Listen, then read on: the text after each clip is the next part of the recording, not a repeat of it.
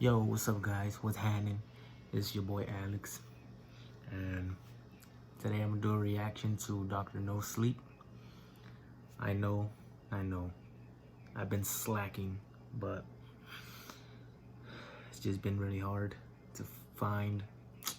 Nah, I'm not gonna lie, I got time. It's just a quiet place.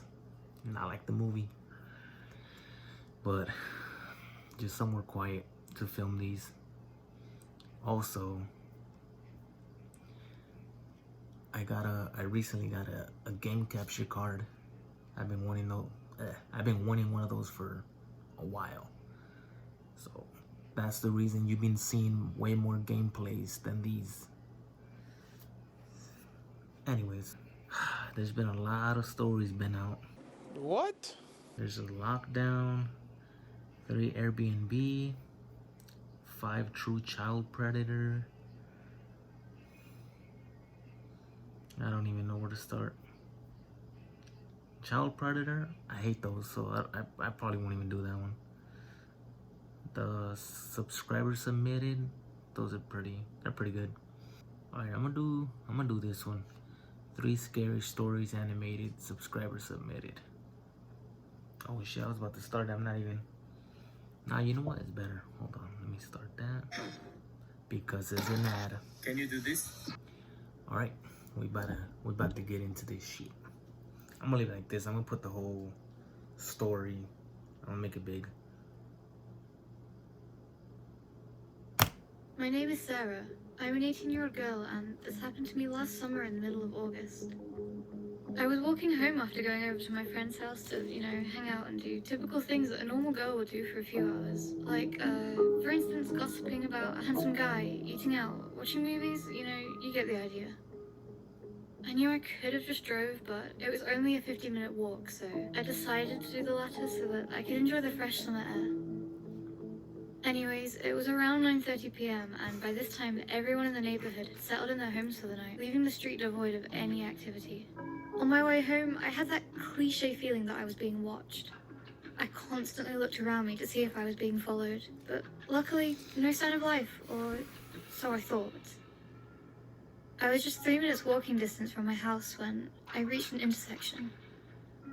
Just as I was about to cross it, a fully grown man who clearly looked to be somewhere in his 40s, came out from behind a light pole and scared the living daylights out of me. I immediately noticed that half of his face was obscured since he had a hood over him, blocking his eyes, but it looked like he could still see. He was wearing a hoodie and baggy pants, even though it was something like 80 degrees Fahrenheit outside. "Hi there, young lady," said the man. "That's a really nice outfit you got there," in his raspy voice. His breath reeked of cigarettes. To be honest, what I was wearing wasn't really that fancy at all. Exactly. Just to give you a description, I was wearing a sleeveless plain white tank top, dark blue jeans, the ones that extend to the ankles, and red Adidas shoes. I always had a thing for tank tops. Oh well, we all have a different taste in clothes, right? Yep. He then went on saying how attractive I was, further making me uncomfortable. Now I have to say, I am a pretty hot girl. I had shoulder-length brunette hair, and I was a slim person, attracting many men, usually around my age, but this guy was clearly about 30 years older than me.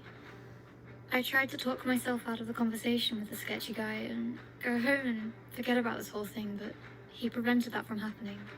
He offered to escort me home, but I declined. I was too smart to fall for something like that, but he wasn't about to give up. He next asked me if I had a boyfriend, and I lied to him. Yes, even though I clearly wasn't wearing any jewelry indicating that I had a relationship with someone. No ring, no bracelet, no necklace, no watch. Nothing. I could tell he was starting to lose his cool just by his voice. I don't know. In my opinion, I don't think you need any jewelry, whatever the hell you say it, to prove that you're with someone. In my opinion, at least. I mean, I got this ring. My girlfriend gave me this ring, but we're not engaged or anything. She just gave it to me, and for some reason it fit good. But I don't think you need jewelry to prove that you're with someone. And honestly, I don't even know what time she said it was, like midnight or whatever. If you're trying to get at somebody, a stranger, especially a stranger, like if you if you're out talking to somebody at that time, and even if they are attractive, it's just weird to do it at that time. That just makes it suspicious. But that could just be me, but that's my opinion. Most likely as a desperate, last-ditch effort to probably win me over, he cut right to the chase. What? He straight up asked me if I wanted to go out on a date with him, and he flashed a really hideous grin. I still cringe to this day and feel like, hitting something in anger just thinking about it. I had just about had enough with this guy. I clenched my fists and I told him right up in his face that I'm not interested, and I turned around to leave, but he grabbed me by the shoulders and tried dragging me away to only God knows where. During the struggle, I saw a white van with the windows tinted and the license plate suspiciously covered in duct tape. I could only assume that was where he was trying to take me. I thought those were the final moments of my life right then and there. I tried so hard not to cry as I was practically on the verge of tears, but that's when I remembered. I took karate classes a few years back, and I still remember a few of the moves I learned. How do you forget? So for the first time, I used this as an advantage, and I kicked him as hard as I could on his shin. And believe it or not, it worked. He yelled in pain, cursing, and stumbled backwards to the ground while clutching his shin, and thankfully let go of me. Before I could get out of there, he tried getting me one last time by grabbing on one of my tank top straps, but I easily took his hand off of it since he was heavily weakened by my kick. I booked it out of there. I took a slight detour route to my house to fool the man who followed me, and I never dared to look behind me the whole way. When I got home, I didn't call the cops for some reason, nor did I tell anyone else about it. Not even my own family. Probably because I was still traumatized at what just happened to me. It all happened so quickly. I was also shocked that something like this would happen in my area. The city I lived in wasn't well known for sick crimes, and everyone in my neighborhood were all extremely friendly. Nowadays, I regret not telling anyone about the incident because now there's still a crazy psycho out there looking for his next victim. Or, even worse, he's trying to look for me again. From then on, whenever I walked somewhere, I always made sure I had someone with me. Never did I walk alone again, especially not at night. You shouldn't to begin This with. happened to me 15 years ago. I was on my way home from work and I realized my gas was low. I pulled into a nearby gas station. Do I hear that?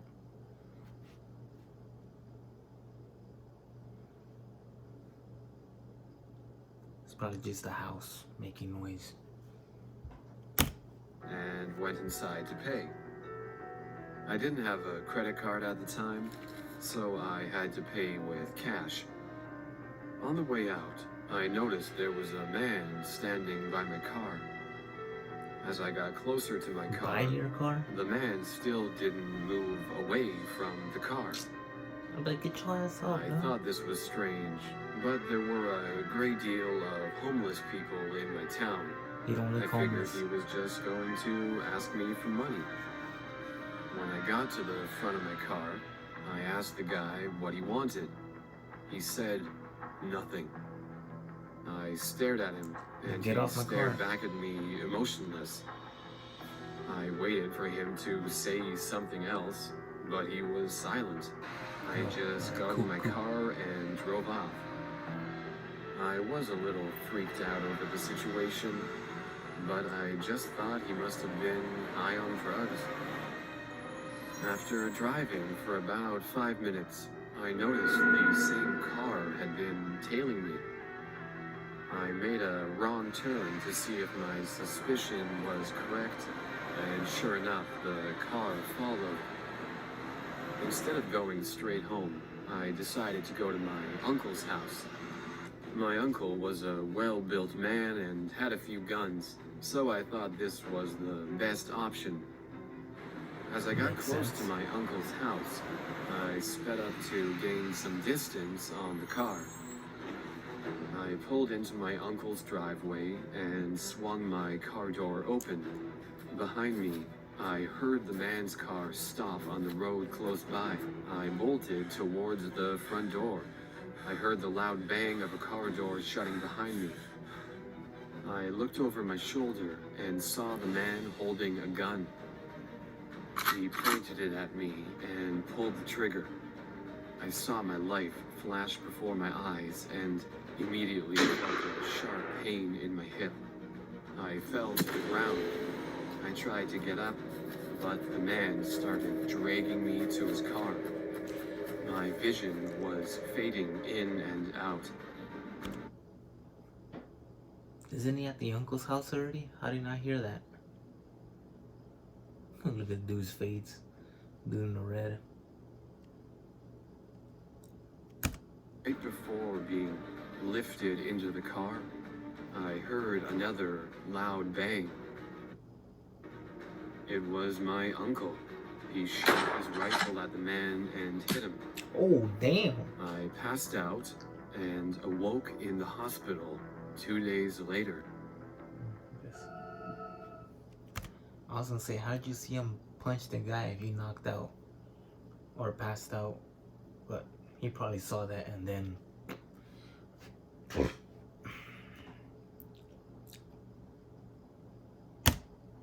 When I was 8 years old, I used to live in an old house.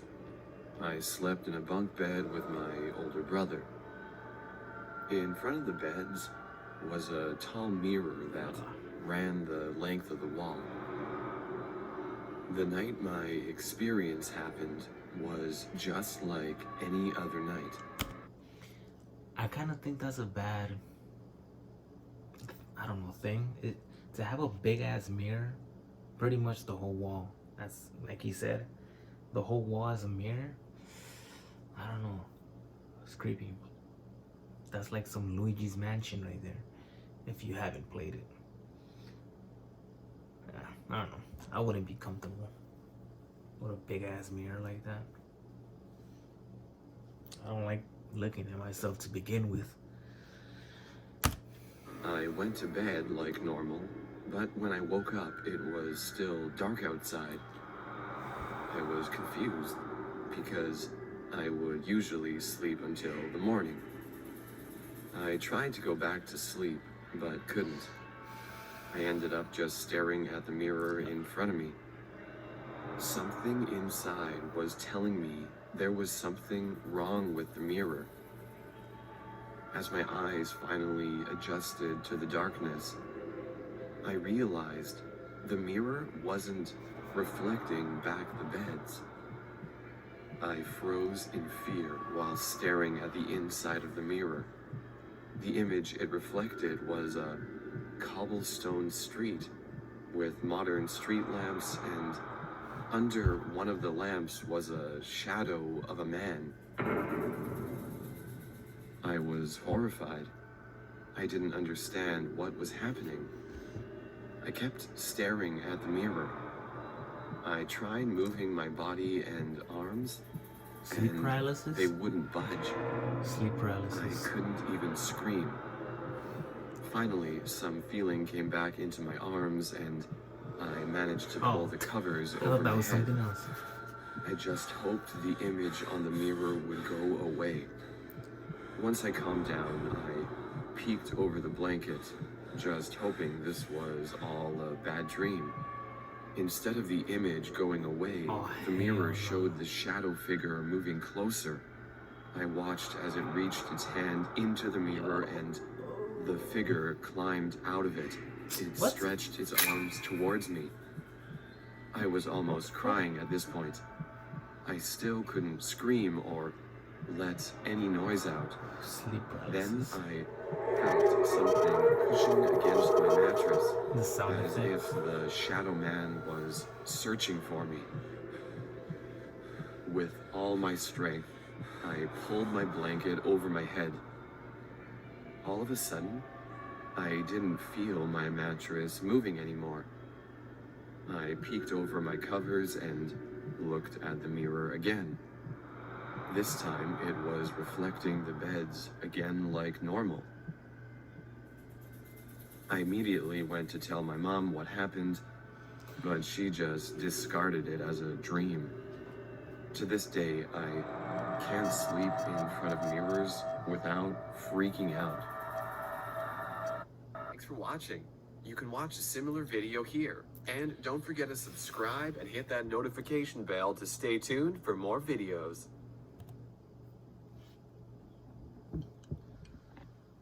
honestly, let me stop it. I've never had, thank God, I've never had sleep paralysis. I think my lady's had it twice, I think she said.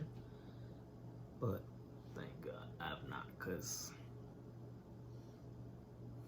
I don't know. Like something like that, the mirror, whatever.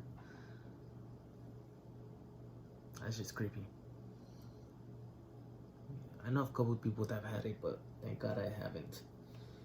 Better not jinx that shit and have it tonight.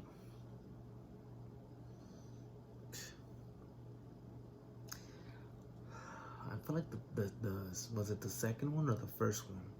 It was a girl and this dude was trying to hold her, whatever.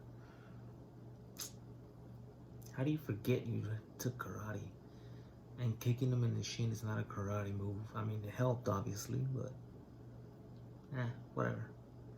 If their subscribers submitted, that doesn't mean they're true. At least I don't think.